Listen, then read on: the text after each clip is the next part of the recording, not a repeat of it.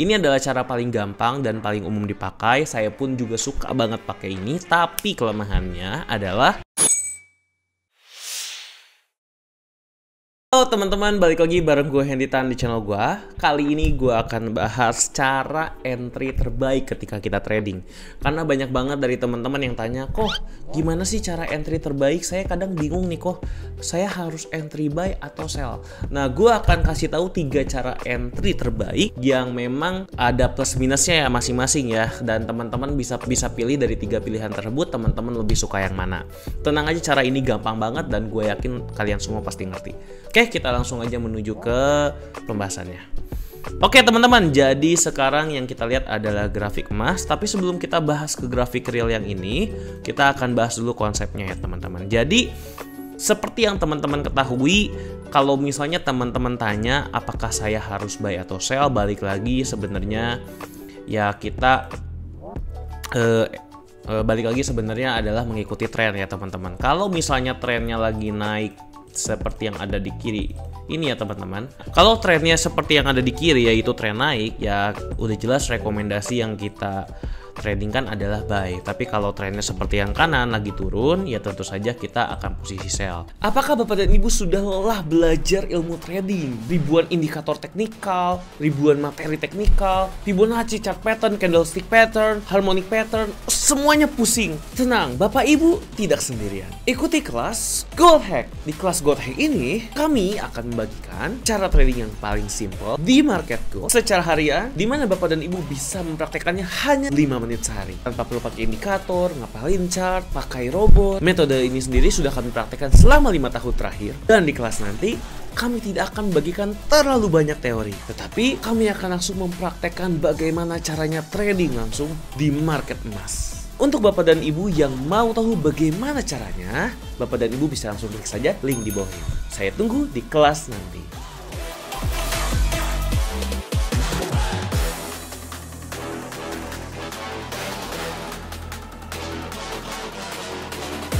Nah, pertanyaannya adalah kita harus buy di mana dan sell di mana ya. Walaupun kita udah tahu trennya, kadang-kala kita nggak tahu itu kapan harus entry.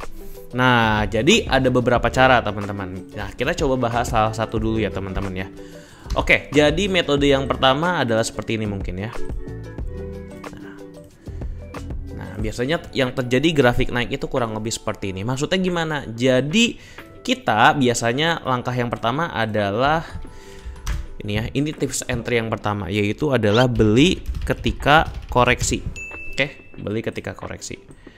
Nah, misalnya kita udah tahu tren ini lagi naik ya teman-teman ya. Kita mau beli ketika koreksi. Nah, artinya kan kita beli ketika dia berada di sini ya.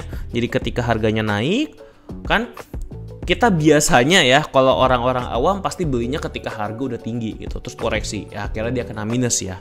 Nah, padahal sebaiknya kita memang tunggu naik, udah gitu tunggu koreksi dulu. Tunggu koreksi, kita beli ketika harga koreksi sampai ke harga yang kita inginkan, harga terendahnya. Nah, pertanyaannya harga terendahnya itu berapa kok gitu ya. Harga terendahnya bisa kita cari menggunakan Fibonacci retracement. Jadi tinggal kita klik aja dari lembah ke puncak ya, dan di sini kita akan dapat beberapa angka dan kita nggak usah terlalu pusing dengan angka-angkanya. Pokoknya cari aja antara 0,5 sampai 0,6 dan disinilah entry buy yang bisa kita lakukan di sini ya. Kita pasang booking buy atau bisa disebut sebagai buy limit. Nah, seperti ini, oke? Dan kalau kita lihat kan di sini kita dapat cuan. Nah, ini adalah cara paling gampang dan paling umum dipakai. Saya pun juga suka banget pakai ini, tapi kelemahannya adalah kita tidak benar-benar tahu teman-teman apakah trennya itu akan tetap lanjut naik atau enggak. Jadi resiko terbesarnya adalah ketika si trennya ini bukannya naik tapi reverse. Jadi ketika dia naiknya baru sedikit, begitu dia malah turun ke sini ya. Nah, jadi bisa dibilang kalau seperti ini ya kita salah prediksi teman-teman. Oke. Nah, jadi teman-teman kalau misalnya mau pakai metode yang ini sebenarnya sih dari saya sih nggak apa-apa ya, karena sebenarnya cuannya lumayan. Tapi balik lagi, kemungkinan kalau kita pakai metode ini ya salahnya juga banyak. Jadi nggak akan selalu banyak yang benar ya teman-teman ya, gitu. Nah, oke. Nah oke, jadi itu adalah metode yang pertama dengan kemungkinan cuan yang paling gede, kita nggak akan ketinggalan, tapi juga kita punya kemungkinan salah yang lebih banyak. Nah kalau teman-teman lebih suka cara yang lebih aman, teman-teman bisa pakai cara yang kedua, yaitu adalah dengan menunggu breakout, menunggu tembus. Ya, kalau saya bilangnya ini menunggu tembus. Kalau tadi beli ketika koreksi, kalau yang ini menunggu tembus.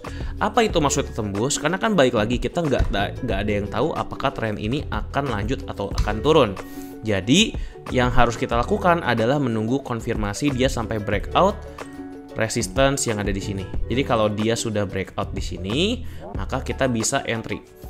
Nah, ketika sudah breakout, maka kan sebenarnya bisa dibilang sudah konfirmasi ya bahwa tren ini akan naik. Maka dia harusnya akan naik terus. Nah, biasanya kita bisa melakukan apa di sini? Buy stop ya, teman-teman ya. Atau booking buy, tapi kalau misalnya harganya naik ke atas, menembus resisten ini, maka kita lakukan buy. Oke? Kalau yang tadi buy limit, yang ini buy stop. Sama aja sebenarnya booking buy. Ini adalah cara yang kedua, teman-teman. Nah, jadi kelemahan dari cara yang kedua ini itu adalah ketika terjadi false breakout, yang mana kalau misalnya dia ternyata naik ke atas ini, terus cuman wicknya doang nih yang ke atas sih, teman-teman. Jadi mungkin bentuknya kayak yang ini ya, teman-teman nih. Tuh ada wicknya kencang, ada wicknya ini. Ini kan bisa dibilang kena breakout dulu ya. Jadi kalau kita lihat di grafik yang real, kita pasang sell stop di sini, taunya dia malah naik ke atas lagi. Jadi kelemahannya adalah ketika terjadi false breakout, kita terkena buy stopnya, teman-teman ya. Dan ketika terjadi seperti itu dan ternyata dia turun jauh lagi, kan artinya kita mengalami kerugian yang besar, teman-teman. Jadi itu yang harus dihati-hatiin. Solusinya untuk bisa mengatasi hal seperti ini gimana gitu? Solusinya adalah kalau dari saya sih saranin lebih baik pasang buy stopnya agak jauh dari support atau resisten. Ya, cuman kembali lagi ya, ada aja yang seperti ini nih kasusnya nih, teman-teman tuh. Jadi walaupun dia sudah tembus support, tapi harus bener-bener agak jauh nih, teman-teman tuh, lumayan sekitar kurang lebih 30 sampai 40 pips. Kan kita biasanya nggak pasang sejauh itu ya buy stopnya. Jadi memang masih ada risikonya, teman-teman, ini walaupun kita sudah konfirmasi ya. Dan kalau misalnya terjadi hal seperti itu, ya kita bisa mengalami kerugian yang besar, teman-teman. Oke, jadi bisa dibilang kalau dibandingkan dengan buy limit yang tadi, profitnya memang lebih sedikit, lebih aman, tapi balik lagi resikonya tetap ada ya. Nah, kalau misalnya teman-teman ingin yang lebih aman lagi, teman-teman bisa pasang yang ini. Tunggu tembus dan konfirmasi. Tunggu tembus dan koreksi. Jadi kayak dikombinasi, teman-teman. Kita harus tunggu tembus dulu dan koreksi. Kalau yang tadi cuman koreksi doang, kalau yang kedua tunggu tembus doang, kalau yang ketiga tunggu tembus dan koreksi. Maksudnya tunggu tembus dan koreksi gimana? Jadi kalau misalnya tunggu tembus dan koreksi, kan balik lagi dia harus menunggu tembusan si resisten ini. Nah, kita harus tunggu dulu sampai dia bener-bener breakout. Jadi bukan cuman candlenya doang. Jadi bentuknya tuh bener-bener terlihat seperti sudah breakout terus turun lagi. Nah, baru setelah turun lagi kita lakukan buy di sini, teman-teman. Ketika sudah koreksi, buy limit di sini ya. Nah, bisa di sini ataupun disesuaikan dengan Fibonacci retracement kenaikan yang kedua ini, teman-teman. Jadi kadang-kadang memang agak bawah ya koreksinya, nggak seperti ini banget, nggak pas di support. Jadi kadang-kadang turun sedikit seperti ini, kita agak bawah dikit, tidak boleh, teman-teman ya. Bisa disesuaikan di daerah resisten atau support yang baru saja ditembus, atau disesuaikan dengan area Fibonacci yang kedua. Jadi itu adalah cara entry menunggu tembus dan koreksi. Jadi tunggu tembus dulu dan tunggu koreksi yang kedua. Dari situlah kita bisa entry dan lebih terkonfirmasi, teman-teman ya. Pastinya kalau ditanya tingkat akurasi, jelas tingkat akurasi yang ketiga ini paling tinggi. Tapi balik lagi ini lebih sulit dan lebih repot, teman-teman. Karena yang pertama, teman-teman nggak bisa ditinggal tidur aja gitu. Kalau yang tadi buy limit dan buy stop, metode yang pertama dan kedua, itu kan tinggal tidur aja udah beres. Kalau yang ini kita nggak bisa. Kita harus tunggu dia breakout dulu. Udah tunggu breakout pun kita lihat dulu candlenya bentuknya bener atau enggak langsung turun. Setelah itu baru kita pasang buy limit di bawah. Itu pun kita masih harus menganalisa di manakah letak resisten dan support sebelumnya, juga ditambah dengan Fibonacci retracement seperti ini. Oke, tapi hasilnya pastinya lebih jos gitu ya, teman-teman. Nah, balik lagi teman-teman lebih nyaman yang mana, itu sebenarnya bebas-bebas aja. Karena ketiganya kalau kita lakukan dengan konsisten pun dan TP lebih gede dari SL, ternyata memang tetap bisa mendapatkan profit. Oke, sekarang ini kan baru contoh, sekarang kita coba lihat langsung aja ke real market ya teman-teman ya.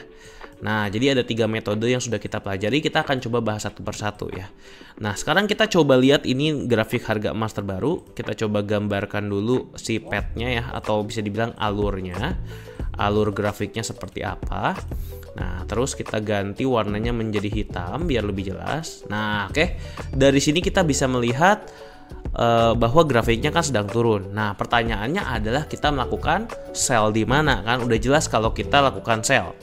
Nah, sekarang saya akan keluarkan catatan sell-nya. Pertanyaannya sell di mana? Nah, kalau kita mau menunggu yang pertama jual ketika koreksi berarti.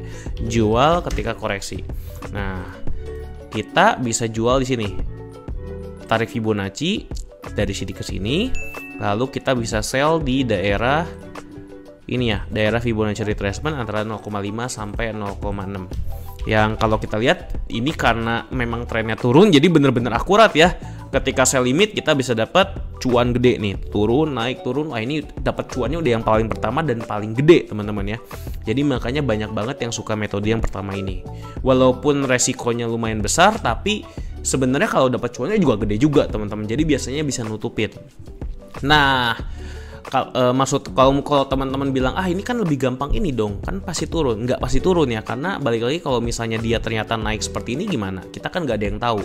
Lagi pula ini belum terkonfirmasi dia akan turun atau tidak karena belum breakout ya, dia baru aja turun, koreksi terus turun lagi teman-teman. Jadi kita harus tahu trennya itu mau turun atau mau naik, itu yang paling sulitnya teman-teman ya.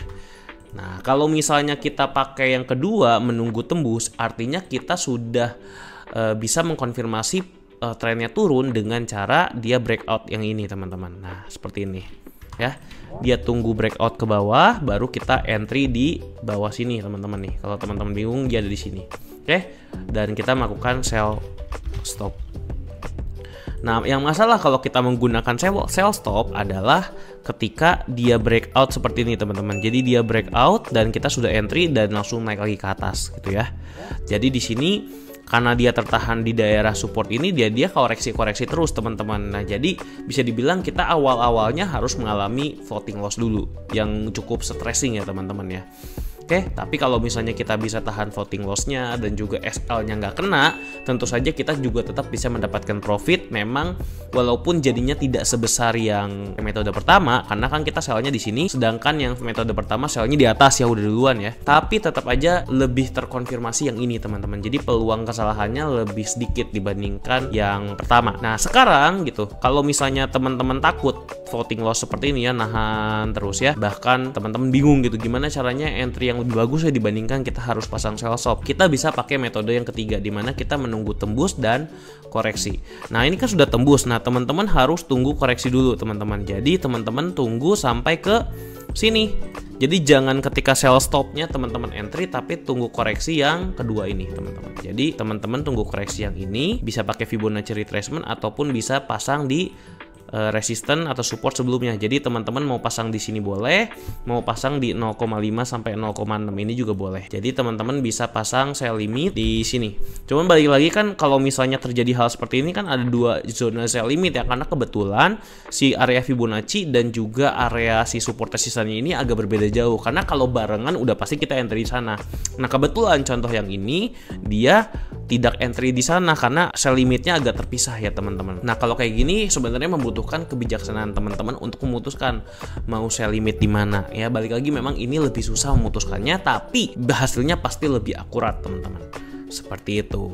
Bahkan kalau misalnya teman-teman tanya, memang ini lebih repot ya. Lebih repotnya adalah kalau yang tadi itu bisa pasang buy stop dan sell stop itu seperti booking order biasa aja, tapi kalau yang ini kita harus tunggu breakout dulu baru kita bisa melakukan pembookingan. Jadi beda teman-teman. Bisa dibilang kalau buy stop sama sell sama yang tadi sell limit sama buy limit metode pertama dan kedua itu kita bisa entry dari pagi. Kalau yang ini kita harus tunggu sampai jam 12 malam mungkinnya untuk nungguin sampai dia breakout dulu baru kita bisa pasang posisi booking gitu teman-teman. Tapi hasilnya lebih pasti yang ini. Oke, jadi balik lagi teman-teman lebih suka yang mana? Intinya kalau kita ingin semakin aman dan semakin banyak konfirmasinya jelas akan lebih sulit dan lebih membuang waktu kita. Tapi kalau misalnya teman-teman mau menghemat waktu bisa juga pilih yang pertama, cuman memang akan menderita kesalahan yang lebih banyak dibandingkan metode-metode lainnya. Gitu ya teman-teman ya. Itu ada 3 cara yang umum sekali digunakan. Teman-teman pilih aja yang paling nyaman buat teman-teman, karena balik lagi menurut gua gak ada yang paling benar ya. Kalau gua pribadi pun lebih suka yang ketiga, tapi yang pertama juga oke gitu. Kalau yang kedua saya jujur aja kurang suka, karena jujur aja saya nggak suka ketika pasang stop dan ternyata saya harus nunggu votingan yang lama. Tahu gitu kan, mending nunggu koreksi dulu gitu ya. Oke, jadi itu aja yang bisa gue sampaikan. Kalau misalnya teman-teman ada pertanyaan, langsung aja tulis di kolom komentar dan tanyakan pertanyaan yang teman-teman ingin tanyakan. Pastinya saya akan jawab. Oke, itu aja yang bisa gue sampaikan pada video kali ini. Jangan lupa untuk subscribe supaya nggak ketinggalan video terbaru dari gue. Gue Hendy Tan dan gue pamit dulu. Sampai jumpa di video berikutnya. Bye-bye.